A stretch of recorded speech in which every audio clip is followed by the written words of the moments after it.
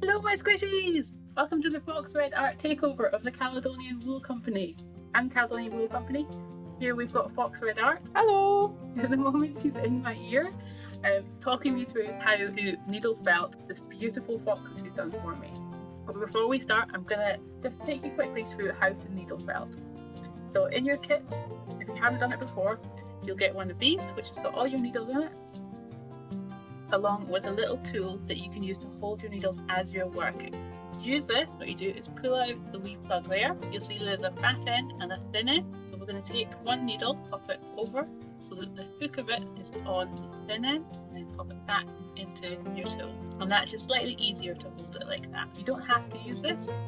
I also will just hold them in my hand and stamp. You hold 1, 2, 3, as many as you like in your hand. So these needles have a sharp end with lots of barbs on it.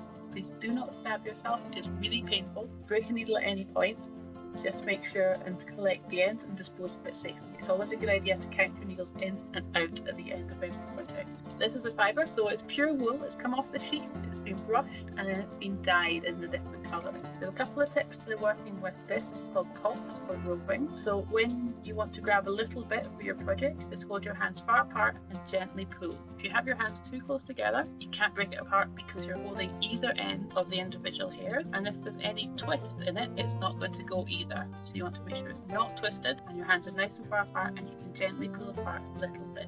You've also got your pre-felt here. This is really good for felting onto. We're also always going to felt onto this foam mat to protect our surfaces. When you're needle felting, always stab up and down, never bend the needle. So that's a very brief, very quick introduction to needle felting. So now let's get started. So I've got the lovely Judith. What do I do to start? Where do I start? So the first thing I did was I took the two greens and just sort of loosely blended them together, enough to sort of cover the circle. Perfect. So for blending wool, it's really nice to grab just a little bit, hold them together, and you can start pulling and then lying them down on top of each other. Is this how you blended yours? Yep. Excellent. Depending on how blended you want them, you can keep going more or less, but when you smush it down, it's going to all blend in anyway. So when you were putting it down, did you put it straight? So I scrumpled it all up, so it was all out of a tangly mess, like a fox's den would be. A big scrumpled ball, and then just sort of like patted it down where I wanted it. So like that. Am I good so far? Yeah, it looks good. Excellent. I can hear you doing it along with me in the background. Oh, can you? Yeah, it's cool. I like it. It's a felting part. The noise of felting always reminds me of having a hamster or something and just hearing it scratching about and eating in its cage in the background in the middle of the night. Or like a little fox. Yeah, like a fox. Do you think I have left enough of a gap in the middle for him? Yeah, I actually didn't leave a gap in the middle because I wasn't thinking that far ahead. But yeah, that looks good. That's a good idea because you're not wasting green wool. The joy of needle felting is if you don't like what you've done, you can just pull it off again, especially at this stage because it's only lightly felted. Pull and move stuff around and get it blended the way I want. And as you're felting along, the action of stabbing with these needles into the pre-felt, causing fibres to stick into the felting mat. So every so often you want to pull it off from the mat that you're felting on and just lay it back down again. So I'm not going to felt it too hard just now, am I? I'm just going to get the basic shape. No, it's fairly loose. Looking okay so far? Yeah, it looks good. I've left it quite puffy so that when you felt the fox on, you can kind of felt round the edge of it and it all kind of looks a bit 3D. Ah, that's a really good idea. So I'm going to stop doing just now, I think. Yeah, fox time. So are we blending again with the oranges for the fox? Yes. Yep. Yeah, making a nice fox colour. I'm going to blend in a different way. So for the grass, I blended it before we started felting. But for this, I'm going to try a different way. This isn't Judith telling me, this is me going off piece. I'm going to lay down a small amount of the one colour, mush that in. Yeah, he's a nice easy shape. He's just an orange circle to begin with. He's an orange, literally. Add another thin layer of the other orange. And I'm going to do that again a couple of times to build up. He's got a shadow around his outside, doesn't he? He does, yeah, he does. He's got kind of a darker orange shadow, yeah. Looks cozy. Oh, he's starting to look so cute already. My little guy. So I'm starting to accidentally stab in tiny bits of the green into the orange. So I can just pull them out and kind of sort them out. But he's a natural fox, isn't he? So he'll have bits of grass on him. Yeah, he will. That's totally fine. We can do no wrong today, basically, is what I'm saying. I guess I have to felt him down slightly better. So I am loving the poofy grass around him. I sort of went round his edge with the needle angled out the way, pushing in underneath the fox, and it kind of like makes his edge stand up, makes a wee groove like round him so that he's, 3D. Yeah, so I can layer him up like that, can't I? So he's standing up. There was a bit of yellow blended in there, yeah. I think he was sort of all kind of the lighter orangey yellow colour, and then I added the shadows in. Ah, yeah, so I'll get to the shadows soon, hopefully. That's the hardest part, I think, is going to be getting those shadows. His little cute butt. Okay, am I ready to do shadows? What do you reckon? I think the next thing I did was the tail. Ooh, great. So? Yeah, I took a piece of white, but then cut it in half so that it was not quite so long. I'm lazy, and my scissors are all the way over there. Instead of cutting it in half, I'm just going to take a smaller bit and I'm going to fold it in half. So he's got a short end and a tail end. Yeah, I'm cutting mine because I'm making a really, really small version. It's going to have a tiny tail. So you just lay it around the side like that? Yeah, so with the ends of the fibres are, I guess, the way his tail would be is like the end of his tail, and so if you leave one end a bit wider and the other end like the pointy end of his tail, if that makes any sense. Tempting to do it. This is where you're all going to put me now. I can't do it. Got a bit of a tail. I think I'm going to add a little bit more to it. Yeah, I added a bit of orange just to blend the tail in. If it looks like a bit of a harsh edge, you can add a bit more of body colour to blend it in a bit, just where it would join his body. Over the white to fade it. It's so cute the way it looks like his tail is just tucked underneath his head. I love that. It's inspired by Amber, my Labrador. That's how she sleeps. So I'm going to take another bit of this is brighter orange, just a really thin bit, and lay that so it's just going over the end. Yeah. Again, I'm going to fold it over so I've got double the end. In a way, you're kind of always working in a circle, like felting in that circular motion in a way. Wait, am I supposed to be doing it circularly? Nobody told me that. What I'm doing right now is like sort of stabbing in a circle, if that makes any sense at all. And it kind of makes the fibre lay down in a circular way so that he looked like he's wrapped, Oh, okay. Start doing it now because I was not doing it already. You're the teacher, I'm not the teacher. No, in this instance, you're the teacher. It's not my strong suit. Okay, I have a tail. I think I have a tail. Do I have a tail? Yeah! And I love that everybody's is going to look so different depending how much orange you put in, how much yellow you put in, and how fluffy your white tail is. Because it's not really a realistic fox anyway. Kind of like a cartoony fox, or not cartoony, but it's like a made-up fox, or he or she, or they. I think then I was just adding in more orange, just to sort of like continuing in that circle. Yeah. To build up the shape of his curved back around to his head. So his back kind of continues that line that the tail's taking all the way around to where his head will eventually be next to the white part of his tail. If that makes sense? He's in a circle. And just like building up so he's got a wee chubby body. So I'm making essentially a loop there, a small circle inside the circle to make his hind quarter. That's kind of his back leg, his knee in the middle. So I'm using the darker orange again to make his little hind quarter. Yay! I need to work on my building up. Look, I made a thing! Looking good! It will become a leg soon, but currently it's a thing. It already looks all cozy and... Have you put any tiny bit of dark, or is that too dark on his butt? I think the darkest I used was just I don't know what it's actually called, but it's kind of like a terracotta orange. Yeah, I think it's called orange number 1. Orange number 1, that is what I used. So I have taken the tiniest part of the dark, just like 3 strands of it to give it a little bit of definition. Ah, the dark brown. And the other place that I've done a kind of shadow is around his left-hand side. So the side kind of opposite his tail, and I guess starting from where his tail starts around that side of his body, I've just done a kind of slightly darker shadow just with the orange. So even though I just put that dark down, I've put orange on top of it, so that's blended it in really nicely. And I'm going to do the same again for round. To give him some more depth, that's the word. Yep. So again, I'm going to lay the colours down and then lay more colours on top of them. And it's a very good idea every so often while you're going along, not only to pull it off the backing, but to have a look at it straight on at different angles and to see how it is coming along. Completely the wrong place. I'm going to move that. Fine. Everything is movable. Nobody panic. Am I doing okay so far, Miss? Yes, it looks brilliant. Is it time for the scary step? What's the scary step? His face. His face. Do you feel like you've got his back leg there quite well? I take it from the way you're saying that I haven't.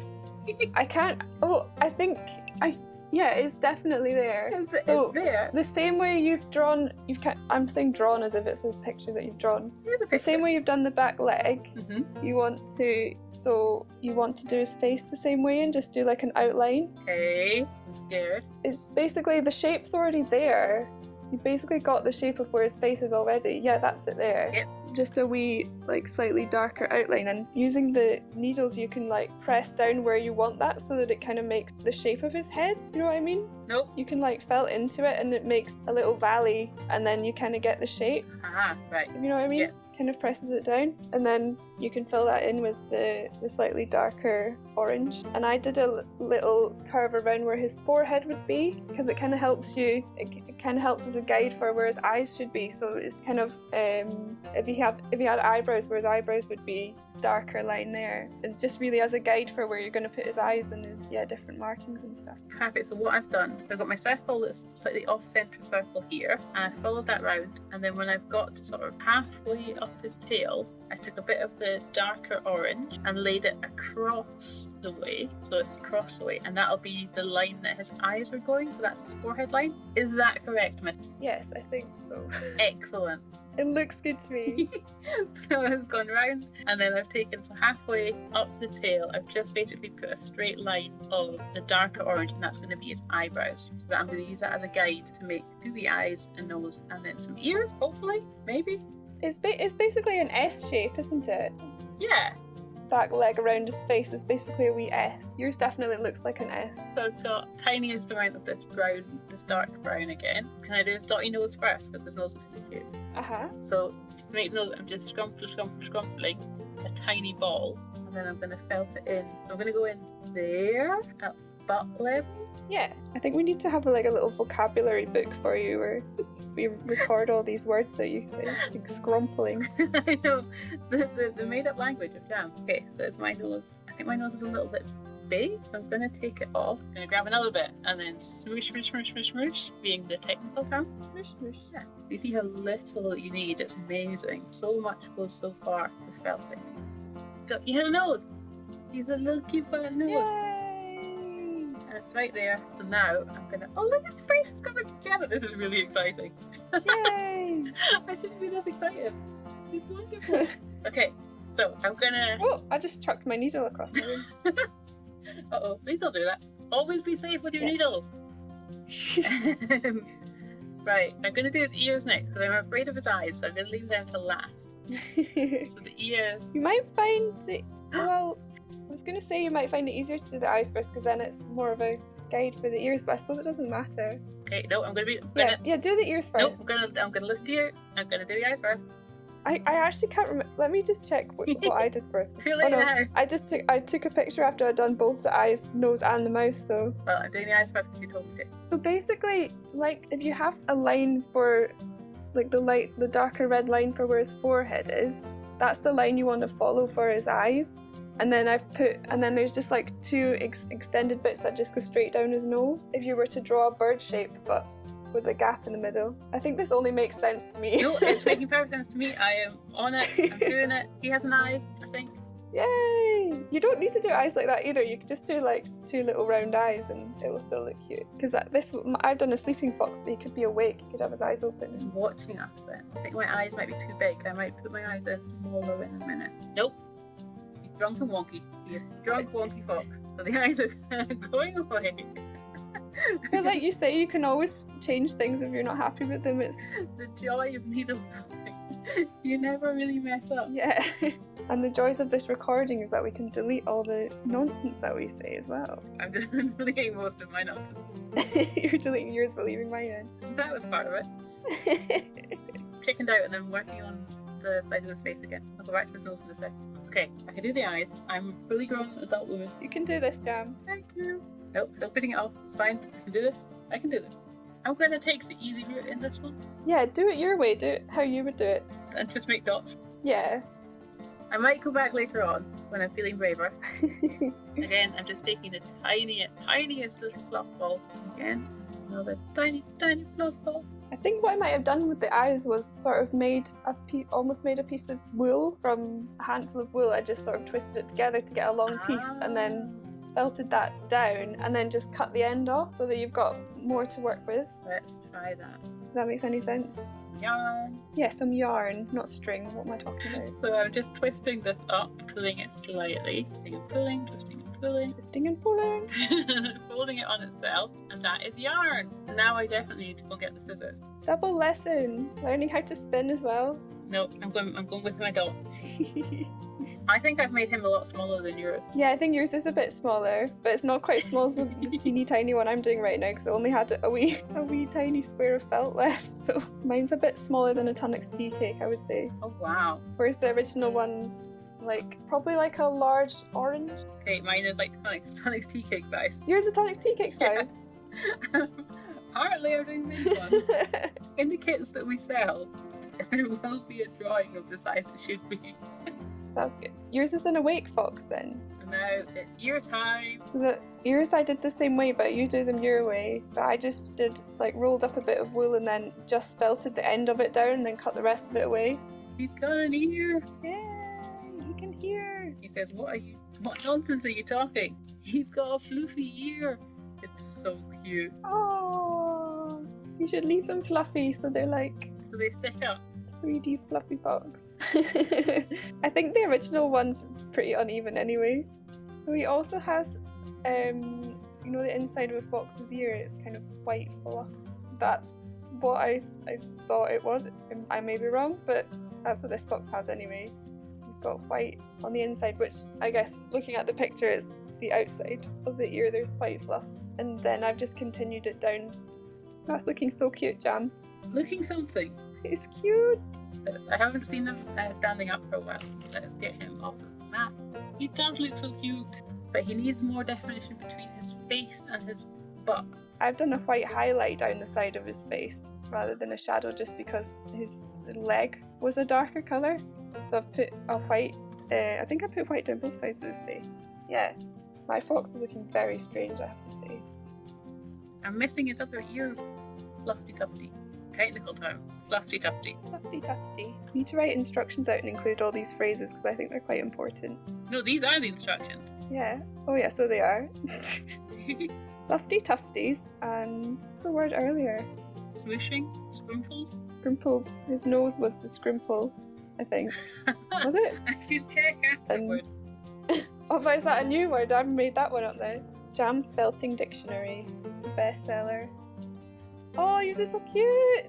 I love his little face now. It makes me so happy. Look at So it! cute! So in the kits, I'm going to include your picture of your beautiful one. My attempt? Yours is looking brilliant. I'm proud of myself. So he's quite thick. He's got quite a lot of wool built up on his body just so that it is quite 3D. So are you saying my fox is too skinny and needs to eat more? Yeah. No, he I'm needs not a saying big that. lunch. I probably used more than I needed when I made him. But that's why he looks quite 3D. He needs a bigger butt. That's why I've decided that I'm making him a bigger butt. And you can always add a scrimple. That is the word you used before. Where his back leg is, so that it kind of makes a rounded. Anyone with a dog would know what I mean, or a cat. Like that big back leg thigh that's always visible when they curl up in a ball. I think the open eyes are a good idea. That adds quite a lot of character. It's just because I can't do the shut eye. It's the round shape that I love so much. Mine's looking a bit like one of those fennec foxes. It's got enormous ears because I think the ears are the same size as my original, but the fox is half the size. Yeah, you can always add like thin bits of yellow just on the high points, like his shoulders and just on top of his head. And I can't wait to see how everyone's foxes turn out. And everybody's will look completely different because my second one now looks completely different to my first one. And I'm trying to do the same thing. You can always do like a wee highlight in his eye, like a wee glint. I think that might be what he's missing. He's like the baby of the fox cub. Right, he needs highlights in his eyes, so I'm taking the tiniest of white dots. Oh, I put it down and now I can't see it, it's not tiny. I have definitely lost bits of wool before that I've had sat there ready to go on, and then it just is either attached to your jumper or it's on the floor or it's in your cup of tea. It has actually gone. I'm just going over my one's eyes because they've kind of disappeared now. Just like, I'm sure I put an eye in there somewhere. Yeah. So he's going to get a second ear highlight. His ear looks so cute with the white in it. It's easier if the eyes were shut, but... Well, at least there'll be two options then. You can have an eye open fox or an eye closed fox. I could do a winking fox. Oh, I should have done a winking fox. Or a winking fox. My new one has like horns or something. It's looking a bit strange. You're going to trim its ears because they're just way too big. I think my one is a troublemaker. He's got that glint in his eye. It's the only one that's awake, so it must be the troublemaker. Yeah, he's like, everybody else is asleep. I'm going to do stuff. I'm going to cause trouble. This is so much fun. Got a little glint on his little nose. Yay! Oh, that's so cute. I'm going to do that too. Because that was a little wet. There's a little wet shiny nose. Yeah, mine's definitely troublemaker fox.